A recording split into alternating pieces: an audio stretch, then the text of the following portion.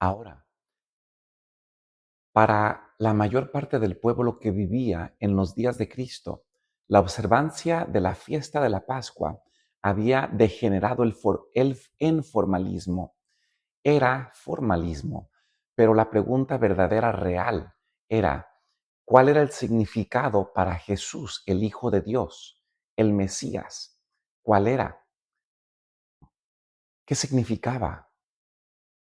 Por primera vez, el niño Jesús miraba el templo, veía a los sacerdotes vestidos para cumplir su solemne ministerio. Contemplaba a Jesús, la sangrante víctima sobre el altar de sacrificio. Juntamente con los adoradores, se inclinaba en oración mientras que la nube de incienso ascendía delante de Dios, delante del Padre. Entonces, presenciaba Jesús los impresionantes ritos del servicio pascual día tras día. Veía más claramente su significado. Todo acto parecía ligado con su propia vida. Se despertaban nuevos impulsos en Jesús al él ver todo este simbolismo silencioso y absorto. Parecía estar estudiando una gran sombra, un gran problema. Jesucristo veía la sombra de la Pascua a los 12 años por primera vez. El misterio de su misión de Jesús se estaba revelando ante sus propios ojos. Se le mostraba cuál iba a ser su propia obra, arrobando entonces él mismo en la contemplación de estas escenas. No permaneció al lado de sus padres, buscó la soledad. Cuando Jesús entonces se dio cuenta de que terminaron los servicios pascuales, se demoró en los atrios del templo, y cuando los adoradores salieron de Jerusalén, él fue dejado atrás. Jesucristo empezaba a comprender cuál era su misión a los 12 años en su primer visita a Jerusalén. Los padres de Jesús desearon ponerle en relación con los grandes maestros de Israel. Aunque era obediente en todo detalle a la palabra de Dios, se conformaba con los ritos y las costumbres de los rabinos. Jesucristo, cuando Él estuvo vivo, Él fue obediente también a la ley mosaica, levita, ritual ceremonial. Cuando Cristo da su vida en el madero por nosotros, Él clava simbólicamente esa ley que era temporal, ritual, ceremonial, mosaica, levita, en el madero. Pues Jesucristo es el verdadero Cordero de Dios que quita el pecado del mundo. Aunque era obediente en todo detalle a la palabra de Dios, Jesús no se conformaba con ritos y las acostumbraba él a verlas como él mismo tendría una misión en esta vida, cumpliendo esas sombras. Las costumbres de los rabinos solamente le mostraban a Jesús una sombra. José y María esperaban que se les pudiese inducir a reverenciar a esos sabios y a prestar más diligente atención a sus requerimientos, pero en el templo Jesús había sido enseñado por Dios y empezó enseguida a impartir lo que había recibido. Quiero dar la bienvenida a Ever, a Lidia, que la paz de Cristo sea con ustedes. Lo comprendemos, Jesús llegaba y él veía más allá de los ritos sacerdotales. En aquel tiempo, una dependencia del templo servía de local para una escuela sagrada, semejante a las escuelas de los profetas.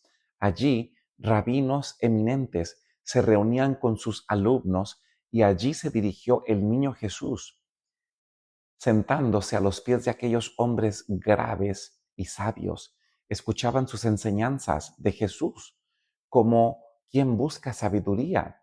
Interrogaban a esos maestros él mismo acerca de las profecías y los acontecimientos que entonces ocurrían y señalaban el advenimiento del Mesías. Sara Aguilar, que la paz de Cristo sea contigo.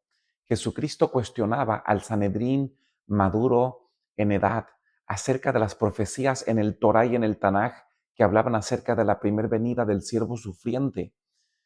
Ellos quedaban impresionados en esta primer fiesta.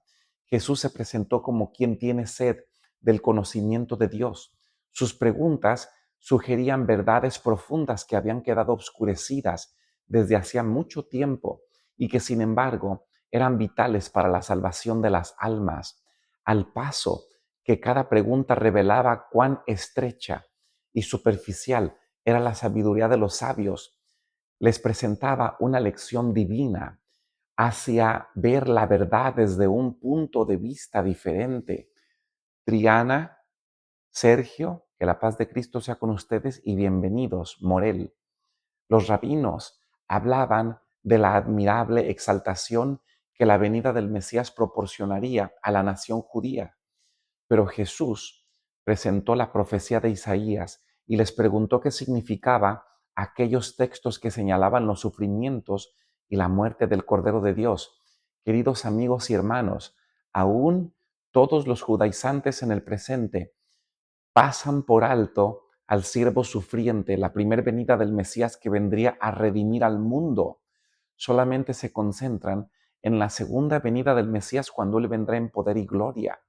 Este es Jesucristo también, cuando Él vendrá a poner fin al pecado. Los doctores le dirigieron preguntas y quedaron asombrados al oír de su respuesta de Jesús a los 12 años. Con la humildad de un niño, repitió las palabras de la Escritura, dándoles una profundidad de significado que los sabios no habían conocido. Querido amigo, hermana, amiga, quiero recordarte de que tu fe, tu creencia, tu doctrina debe basarse no en un yo creo, jamás. Debe basarse no en qué dice mi pastor, sino en un escrito está, pues ese es el gran ejemplo que Jesucristo nos dejó, de haber seguido los trazos de la verdad que Él enseñaba y señalaba. Jesucristo habrían realizado una reforma en la religión de su tiempo. Se habrían entonces despertado un profundo interés en las cosas espirituales y al iniciar Jesús su ministerio, muchos habrían estado preparados para recibirle. ¿Lo comprendemos? Esto sucedió cuando él tenía 12 años. Si el Sanedrín judío haya prestado atención a estas palabras, cuando Jesucristo a sus 30 años empezó su ministerio, le hayan aceptado. Los rabinos sabían que Jesús no había recibido instrucción en sus escuelas y sin embargo su comprensión de las profecías excedía, pasaba, era sumamente mayor que la suya de los adultos. En ese reflexivo niño, Galileo, discernían grandes promesas. Desearon asegurárselo como alumno a fin de que llegare a ser un maestro de Israel. Querían encargarse de su educación, convencidos de que una mente tan original debía dar educación bajo los rabinos judíos. Las palabras entonces de Jesús habían conmovido su corazón como nunca lo habían sido por palabras de labios humanos. Dios estaba tratando de dar luz a aquellos dirigentes de Israel y empleaban el único medio por el cual podían ser alcanzados en ese momento era Jesucristo. Su orgullo se habría negado a admitir que podrían recibir instrucción de alguno. Es decir, el Sanedrín judío se sentía propio, suficiente. Ellos no podían tomar lecciones de nadie más que no haya sido graduado de sus escuelas. Si Jesús hubiese aparentado tratar de enseñarles, habrían desdañado, le habían menospreciado, no iban a querer escucharle, pero se lisonjeaban de que le estaban enseñando, o por lo menos experimentando su conocimiento de las Escrituras, examinándoselo también, pasándoselo, enseñándoselo. La modestia y gracia juvenil de Jesús desarmaba los prejuicios inconscientemente de estos rabinos orgullosos, ciegos, que veían solamente la oscuridad de la Pascua. se abrían sus mentes a la palabra de Dios y el Espíritu Santo hablaba a sus corazones. No podían sino ver que su expectativa concerniente al Mesías no estaba sostenida por la profecía, es decir, la interpretación judía del Sanedrín era humana, pero no querían renunciar a las teorías que habían halagado su ambición. No querían admitir que no habían interpretado correctamente las escrituras. Esto era el Sanedrín judío. Pretendían ellos enseñar una mentira, una doctrina de hombre. No querían admitir que habían interpretado erróneamente. Se preguntaban unos a otros, ¿cómo tiene este joven conocimiento, no habiendo nunca aprendido? La luz estaba resplandeciendo en las tinieblas, mas las tinieblas no la comprendieron. Juan 1:5. Esta luz era Jesucristo. Las tinieblas era el sistema judío del Sanedrín existente en su tiempo.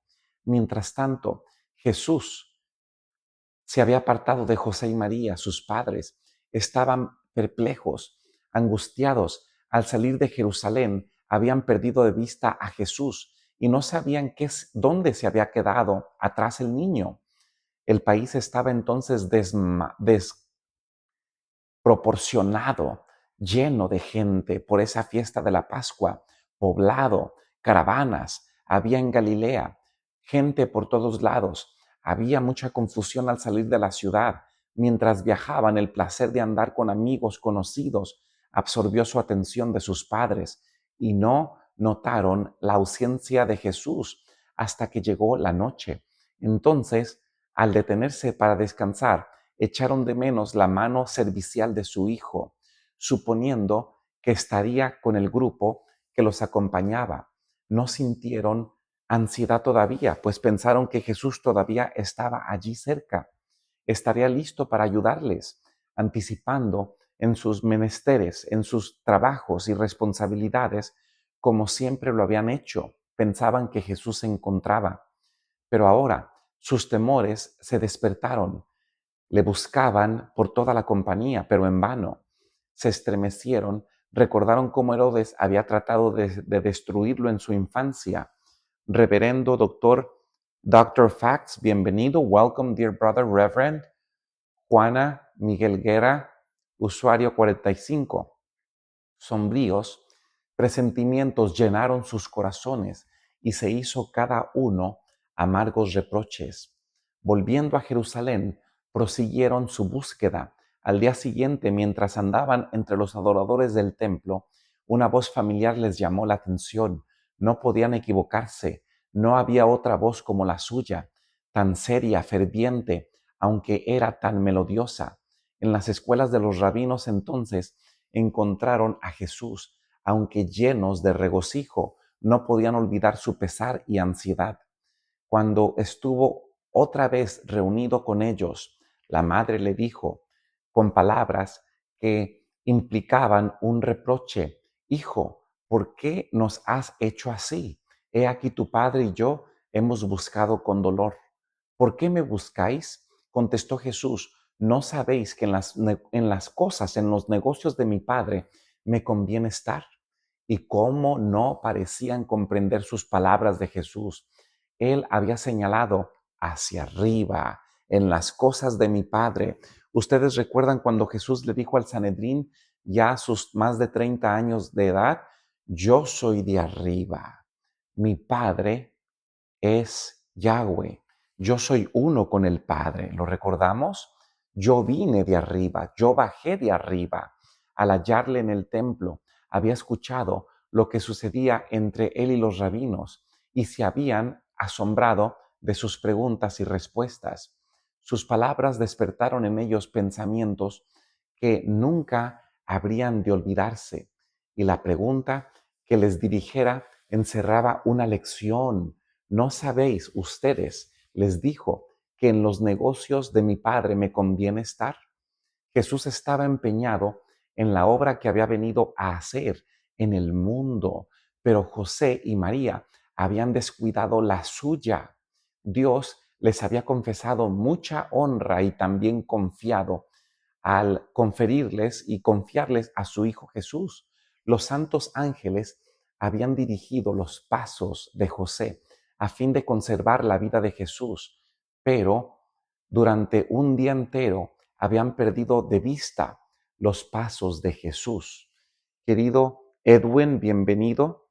El varón, bienvenido. Jace, Lizzie, que la paz de Cristo sea con ustedes. Pero durante un día entero habían perdido los padres de Jesús de vista a aquel que no debían haber olvidado ni un minuto. Al quedar aliviada su ansiedad de sus padres, no se habían censurado a sí mismo, sino que le habían echado la culpa a Jesús por haberse apartado. Era natural, entonces, que los padres de Jesús le considerasen como su propio hijo. Él estaba diariamente con ellos en muchos aspectos de la vida cotidiana. Era igual a otros niños y les era difícil comprender que Él era el Hijo de Dios. Corrían el peligro entonces de no apreciar la bendición que se les concedía con la presencia del Redentor del mundo. A pesar de verse separados de Jesús, el suave reproche de sus palabras estaban destinados a hacerles ver el carácter sagrado de su cometido y ministerio de Jesús. Bienvenido, amado Carrillo. Que la paz de Cristo sea contigo, Carrillo Fuentes, Edwin, Ed Barón, amado Carrillo Fuentes, bienvenido y la paz de Cristo sea contigo. Estamos analizando, Carrillo, cómo Jesucristo fue a su primer Pascua a los 12 años de edad y él iluminó al Sanedrín judío con todas sus preguntas proféticas acerca de cómo vendría el Mesías siervo sufriente. Era una interpretación que el Sanedrín en el tiempo de Jesucristo tenía errónea. En la respuesta que dio a su madre, Jesús demostró por primera vez que comprendía su relación con Dios antes de su nacimiento. El ángel había dicho a María: este será grande y será llamado Hijo del Altísimo, y le dará el Señor Dios el trono de David su padre, y reinará en la casa de Jacob para siempre. Se había dicho esto en Lucas 1:32. María había ponderado, había pensado, meditado esas palabras en su corazón. Sin embargo, aunque creía que su hijo había de ser el Mesías de Israel, no comprendía su misión. En esa ocasión no entendió María ni José esas palabras de Jesús, pero sabía que había negado que fuera hijo de José y se había declarado hijo de Dios en vez. Jesucristo, en la primer Pascua, a los 12 años, Jesús no ignoraba su relación con sus padres terrenales. Desde Jerusalén volvió a casa con ellos y Él les ayudó en su vida de trabajo. Bienvenido, Josk, Eja, Joaco, que la paz de Cristo sea con ustedes. Entonces, Jesucristo emprendía su labor y ayudaba a sus padres terrenales de una forma normal, pero Jesucristo había dicho públicamente por primera vez que su Padre era Dios. Durante 18 años, después de haber aseverado ser hijo de Dios, reconoció Jesús el vínculo que le unía a la familia de Nazaret y cumplió los deberes del hijo, hermano, amigo, ciudadano. Al revelarse entonces Jesús su misión en el templo, él rehuyó el contacto a la multitud. Quiero dar la bienvenida a Síguelo, Eja. Deseaba volver Jesús tranquilamente a Jerusalén con aquellos que conocían el secreto de su vida, sus padres. Mediante el servicio pascual, Dios estaba tratando de apartar a sus hijos de sus congojas mundanales y recordarles a ellos mismos la obra admirable que Él realizaría al librarlos de Egipto. El Padre le hacía el último llamado a Israel, una nación que estaba a punto de llegar al final de su teocracia. Así como la sangre del Cordero inmolado protegió los hogares de Israel, la sangre de Cristo había muy pronto de salvar sus almas. si le aceptaban. Entonces, podían ser salvos por la sangre de Cristo únicamente en la medida en que por la fe se apropiaran de la vida de Jesucristo y su salvación. Iban ellos entonces a disfrutar de esta protección de la sangre del Cordero como su Salvador personal. Dios entonces deseaba que fuesen inducidos a estudiar y a meditar con oración acerca de la misión de Cristo, pero con demasiada frecuencia, cuando las muchedumbres abandonaban a Jerusalén, la excitación del viaje y el trato social absorbían su atención de Jesús y se olvidaba también la multitud entonces en este momento de lo que habían presenciado. A Jesucristo. José Luis, bienvenido. A Armengol, bienvenido. Will, bienvenido y la paz de Cristo sea con ustedes. Jesús esperaba dirigir la atención de José y María a las profecías referentes a un Salvador que había de sufrir. Mientras volvían solos con ellos a Jerusalén, les explicaba Jesús a los 12 años. En el Calvario trató de aliviar la pena de su madre. En estos momentos también pensaba en ella. María había de presenciar su última agonía de Jesús y Jesús deseaba que ella comprendiese su misión para que no cayese tan fuerte ese momento, a fin de que fuese ella fortalecida para soportar la prueba cuando la espada atravesara su alma. ¿Se acuerdan que Simeón y Ana le dijeron esto a María cuando Jesucristo fue presentado a los 8 días de nacido en el templo? Su pesar se volvería entonces a tornar en gozo, pero cuánto mejor habría soportado la angustia de su muerte si hubiese comprendido la escritura hacia las cuales trataba ahora de dirigir sus pensamientos Jesús a María y José. Entonces, si ellos dos, José y María, hubiesen fortalecido su ánimo en Dios por la meditación, la oración, podrían haber dado cuenta del carácter sagrado de su cometido y no habrían perdido de vista a Jesús. A Jaño, bienvenido. Carlos, Eja, que la paz de Cristo sea con ustedes. Por la negligencia de un día, José y María perdieron de vista al Salvador, pero el hallarle les costó 3 días de ansiosa búsqueda. Por la conversación ociosa, la maledicencia, la pérdida de tiempo, por las distracciones, José y María perdieron a Jesús a los 12 años. Esa es una implicación para nosotros. Quiero leer el comentario de Jaño. Quiero decirte, querido hermano y amigo Jaño, que todo lo que meditamos se basa en Lucas capítulo 2. Jesucristo a los 12 años, yendo a su primer Pascua, cómo él iluminó la mente del Sanedrín judío que tenía erróneamente interpretada las profecías del siervo sufriente, así como José y María perdieron por un momento esa búsqueda de Jesús. Nosotros podemos perder de vista a Jesucristo de nuestras vidas si nos descuidamos. Ahora, queridos amigos y hermanos, esta es una invitación para nosotros. No perdamos de vista al Salvador, no perdamos de vista a Jesucristo, pues a veces cuando le perdemos es difícil encontrarle otra vez. Oremos. Nuestro Dios y Padre, si es tu voluntad, bendice a cada persona que esté escuchando en este momento.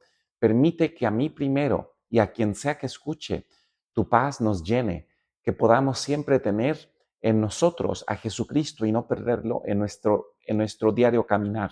Lo pedimos en el nombre de Jesucristo. Amén.